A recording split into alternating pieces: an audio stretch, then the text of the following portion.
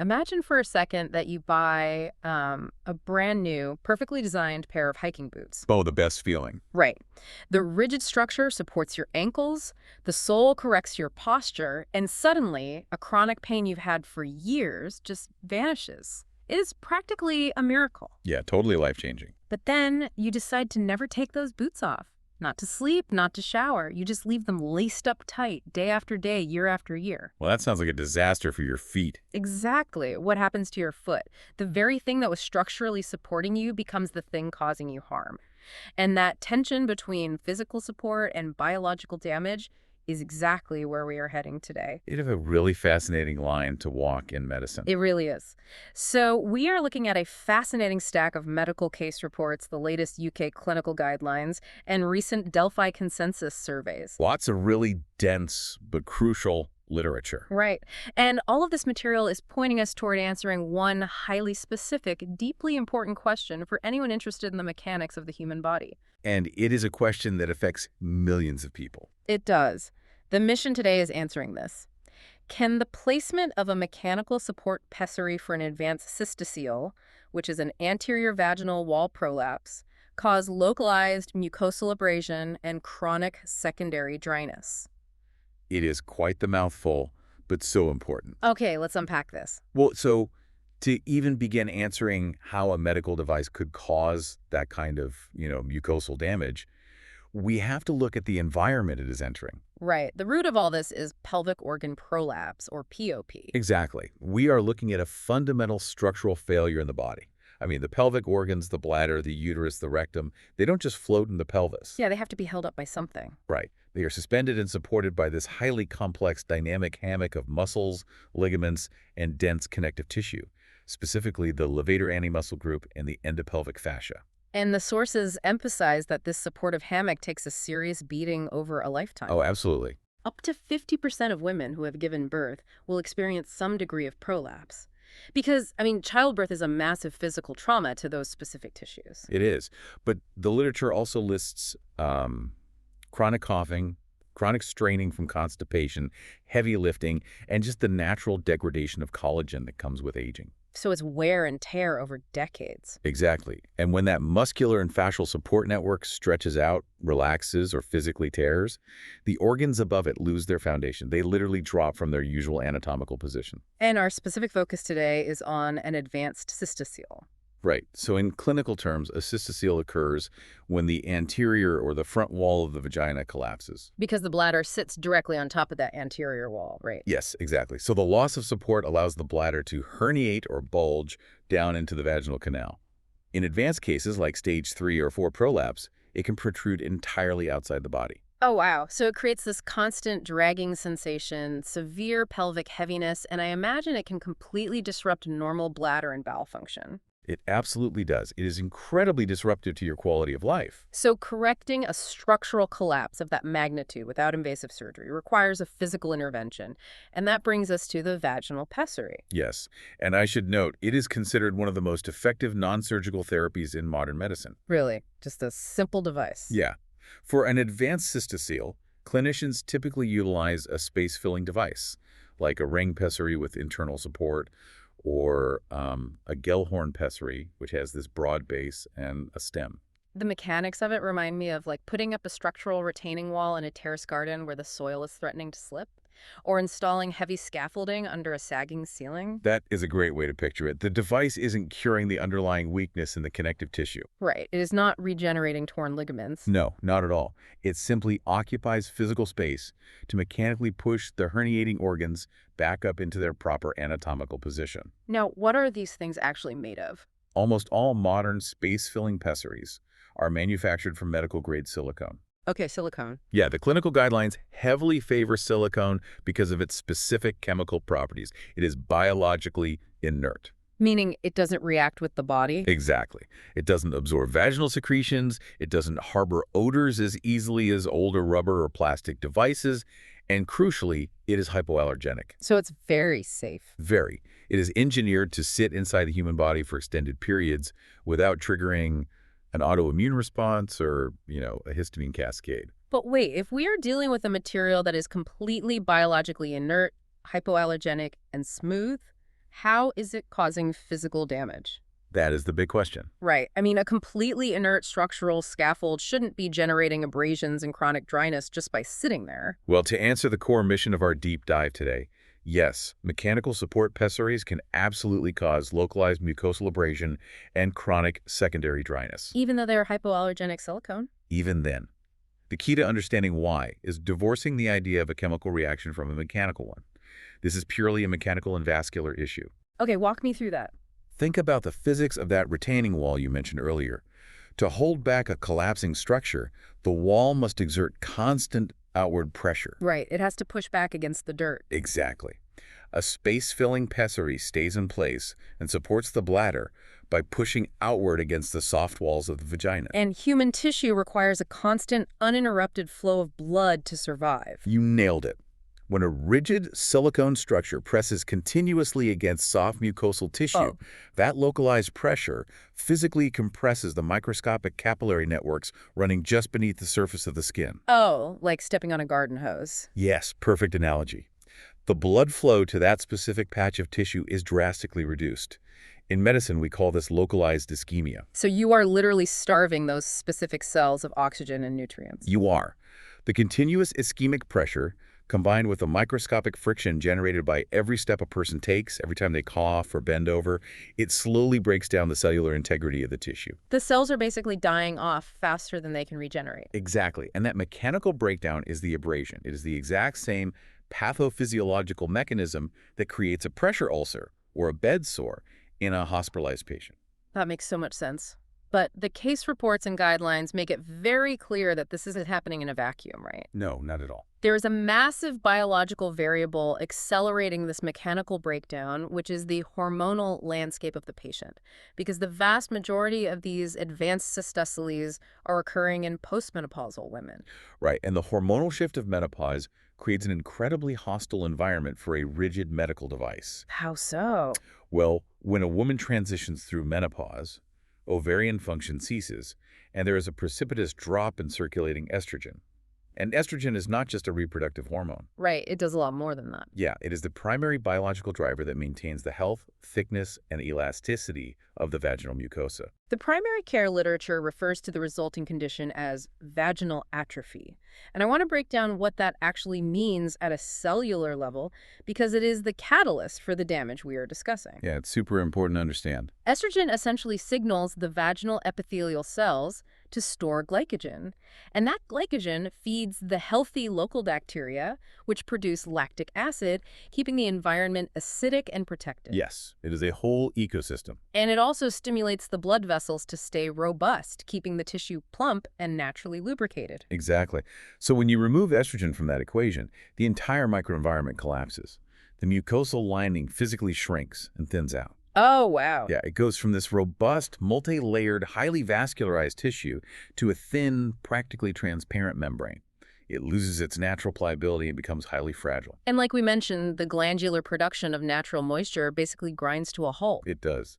So for you, as the patient or the clinician managing this, you are looking at the perfect storm of physics and biology. Right, you are taking a rigid, space-filling device that relies on outward pressure, and you are placing it against a tissue wall that has become paper-thin, completely dry, and structurally fragile due to systemic estrogen depletion. Exactly.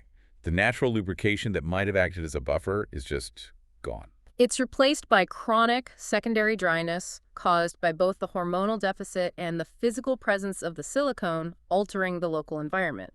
It's essentially rubbing a smooth stone against dry tissue paper. That is a very visceral but very accurate way to describe it. So how do doctors classify this damage? Well, the medical community struggled for years to categorize the resulting tissue damage.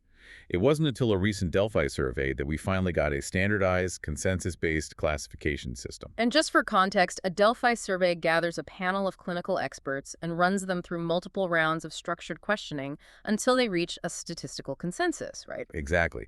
And they successfully categorized these vaginal epithelial changes into a 4-level progression, which really helps us understand exactly how the tissue fails. The progression paints a really clear picture of how localized pressure worsens over time.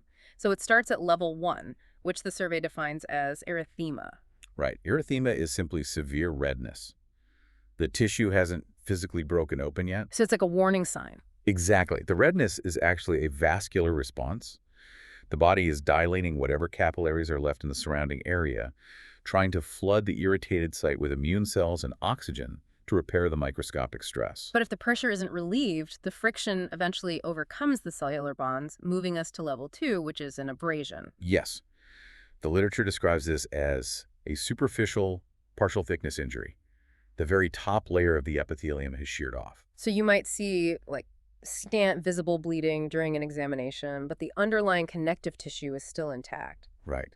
But once you lose that protective epithelial barrier, the degradation accelerates rapidly into level 3, which is an erosion or ulceration. And now we are dealing with a full thickness injury. Yes. The tissue has fundamentally broken down deep into the fascial layers. The capillaries are exposed and compromised, leading to significant bleeding. And at this stage, the body cannot clot the wound on its own, right? No, because the wet, high-friction environment prevents a scab from forming. Clinicians often have to use chemical cauterizing agents, like a silver nitrate stick, to chemically burn the exposed vessels and achieve hemostasis, just to stop the bleed. Oh, gosh. And then the jump from an ulceration to level 4 is where this becomes a true medical emergency. Level 4 is the formation of a fistula. Yeah, this is severe. A fistula is an abnormal pathological connection between two organ spaces. So a hole. Basically, yes. Okay. When the localized pressure from a pessary is allowed to continue for an extreme period, the tissue necrosis, the cellular death, eats entirely through the vaginal wall and penetrates the adjacent organs. So in the case of an anterior prolapse, it usually creates a direct hole into the bladder. Right, and in posterior prolapses, it can actually bore into the rectum. The case reports published in the Gynecology and Pelvic Medicine Journal detail how these level 4 injuries manifest. And they highlight a critical point. A fistula does not happen overnight. No, not at all. The body is remarkably resilient. Right. To bore a hole through the vaginal wall into the bladder takes an astonishing amount of sustained, unmitigated pressure. It really does. The data reveals that rapid, severe complications are exceedingly rare. The overwhelming driver of these level 3 and level 4 injuries is long-term, profound neglect. And there is a specific case study in the literature of a 77-year-old woman that illustrates the extreme end of this neglect. Oh, this case is wild. Yeah. She was fitted with a standard support pessary to manage her prolapse, and then she just vanished from the medical system. She did not return for a single follow-up appointment for 40 years. 40 years of uninterrupted, localized pressure. She never removed the device to clean it once. Yeah, the medical community often refers to this as a forgotten pessary. When a foreign object sits against irritated tissue for that long without moving, the body mounts an inflammatory response. Right, it creates granulation tissue. Yes, granulation tissue is basically new connective tissue and microscopic blood vessels that form on the surface of a wound. And in her case, the granulation tissue literally grew over the silicone ring, trying to heal the chronic wound by engulfing the irritant. Exactly. The clinical report described the pessary as being obliquely incarcerated. Wait, obliquely incarcerated? Yeah, that terminology means the device was lodged at an angle, and the vaginal walls had completely swallowed the back half of the ring.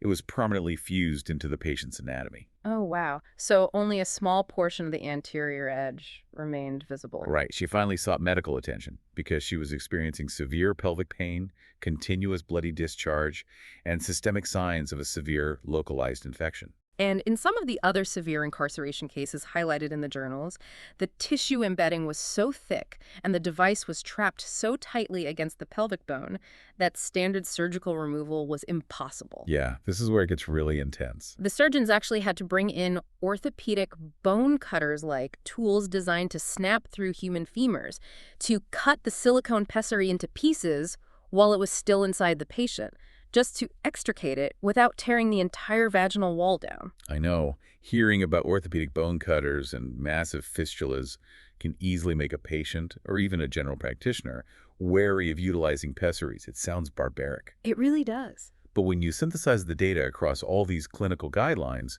a very different reality emerges. 91% of all serious adverse events involving a pessary are caused entirely by patient or provider neglect. So the device itself is incredibly safe and highly effective. Extremely safe.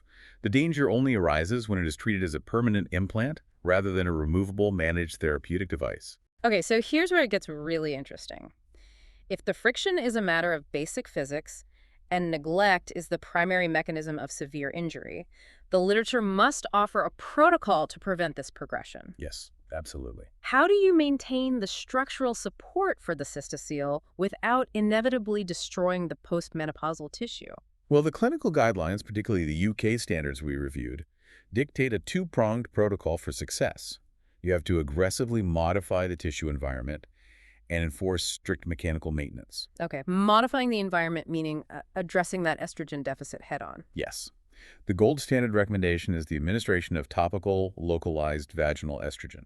And the distinction between localized estrogen and systemic hormone replacement therapy is a major point in the patient FAQs. It is a very important distinction. This isn't a pill that circulates through your entire bloodstream. It is administered as a cream, a small dissolving tablet, or a slow-release silicone ring placed directly inside the vagina. Right. By applying estrogen directly to the atrophic tissue, you are biochemically reversing the damage of menopause in that specific area. That's incredible. It is. The estrogen receptors in the vaginal epithelium absorb the hormone, which immediately signals the local vascular network to expand. Blood flow increases dramatically. And the sources mention that this localized estrogen also softens fibrotic tissue, which, just as a reminder, fibrosis is the body's overzealous repair mechanism. Right, exactly. When tissue is constantly irritated, the body lays down dense, stiff collagen fibers like scar tissue instead of flexible, elastic ones. So the tissue becomes rigid and fibrotic. But estrogen reverses that ratio. It encourages the production of elastic fibers and thickens the mucosal lining back to its premenopausal state. Restoring the natural glycogen production. Exactly, which brings back the natural moisture and lowers the pH.